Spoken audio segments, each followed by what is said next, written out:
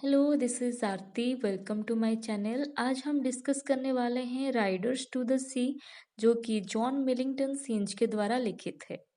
ये 1903 को पब्लिश हुआ था और 1904 को परफॉर्म हुआ था मोल्सवर्थ हॉल डबलिन में। और इसका जो सेटिंग है वो एरन आइलैंड में हुआ था और वो आयरलैंड की वेस्ट कोस्ट में अवस्थित है। और ये एक वन एक्ट ट्रेजेडी प्ले है। तो कहानी शुरू करते हैं। मौर्या एक बूढ़ी औरत, विधवा औरत, अपने परिवार के साथ आयरन आइलैंड में रह रही थी। उसके 8 बच्चे थे, उनमें से 4 मर गए थे।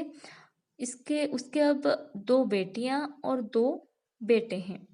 उन दोनों बेटियों का नाम कैथलीन और नोरा है और उसके 2 बेटों का नाम माइकल और बाटली है। कुछ दिन पहले माइकल लापता हो गया था, इसलिए उसका माँ बहुत परेशान थी। नोरा को एक प्रिस्ट ने बताया कि उसके भाई माइकल की समुद्र में मौत हो गई है और उसका डेड बॉडी डोनेगल टाउन में मिला है।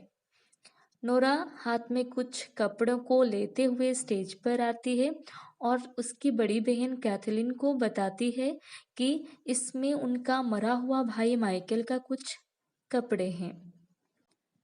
अब नोरा और कैथलीन उन कपड़ों को लेकर किचन में छुपाने की कोशिश करते हैं ताकि उनके माँ मौर्या को उनके भाई माइकल की मौत के बारे में पता ना चले। मौर्या किचन में आकर अपनी बेटियों से ये कहती है कि माइकल की अंतिम संस्कार की तैयारी करें, क्योंकि वो जानती थी कि उसका बेटा माइकल कभी भी समुद्र से जिंदा होकर घर वापस नहीं लौटने वाला है। इसके बाद बाटली स्टेज पर आता है और अपने परिवार से कहता है कि वो अपने घोड़ों को लेकर मेले में बेचने के लिए गलवे सिटी जाएगा। उसके माँ जानती थी कि उसके परिवार का कोई भी सदस्य समुद्र से जीवित नहीं लौटा है, इसलिए उसने बाटली को जाने से मना कर दिया। लेकिन बाटली अपनी माँ मौर्य की बात सुने बिना और खराब मौसम के परवाह किए बिना मेले के लिए निकल पड़ा। इस दौरान बाटली अपनी माँ से ब्लेसिंग लेना भूल गया था। आयरलैंड की एक परंपरा है कि सबको बाहर जाने से पहले अपनी माँ का ब्लेसिंग लेना पड़ता है। मौर्या घर के अंदर ये सोचकर रो रही है कि बाटली की भी समुद्र में मौत हो जाएगी, जैसे कि परिवार की अन्य पुरुषों का हुआ था। अब मौर्या के पास कैथलीन जाकर पहुंचती है और अपनी माँ को मना लेती है कि वो जाके बाटली को कुछ खाना और ब्लेसिंग देकर आए। जब मौर्य ने ब्लेसिंग देने के लिए बाटली के पास जाता है, वहां वो बाटली के पीछे माइकल की आत्मा को देखती हैं।